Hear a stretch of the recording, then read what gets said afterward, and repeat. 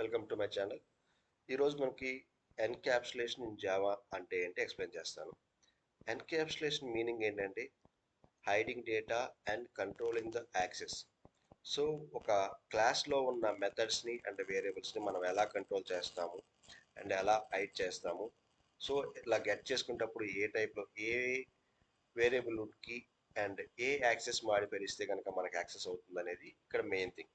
So ఇక్కడ మన class person ఉంది. క్లాస్ పర్సన్లో మనకి టూ యాక్సెస్ మాడిఫైర్స్ ఉన్నాయి, ఒకటి ప్రైవేట్ అండ్ ఇంకోటి పబ్లిక్.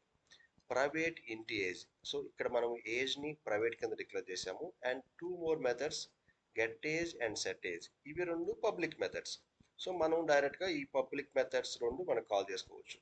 సో ఇప్పుడు మనం క్లాస్ పర్సన్కి ఇక్కడ మన క్లాస్ మెయిన్లో ఇన్స్టెన్స్ క్రియేట్ చేసాం. డైరెక్ట్గా పీ డాట్ ఏజ్ అని ఇక్కడ డైరెక్ట్గా అసైన్ చేయలేము మన వాల్యూ, ఎందుకంటే కనుక ఏజ్ అనేది ఇక్కడ ప్రైవేట్.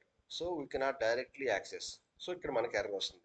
సో ఏజ్ని ఎలా అప్డేట్ చేయాలి అంటే కనుక పీ డాట్ సెట్ ఏజ్ అనే మెథడ్ మనకు ఉంది ఇక్కడ. సో పబ్లిక్ ఇక్కడ పబ్లిక్ అనే సెట్ ఏజ్ మెథడ్ని యాక్సెస్ చేసి సో ఆ విధంగా మనము వాల్యూని అప్డేట్ చేయగలం. ఇంకా గెట్ చేసుకునేటప్పుడు కూడా పీ డాట్ గెట్ ఏజ్ అనే మెథడ్ ఉంది. Based on the get age we can get the age value. So main encapsulation అంటే ఏంటంటే హైడింగ్ ద డేటా. ఇక్కడ మనము hiding the data int age private అనేది ఇక్కడ private access modifier we cannot access directly age.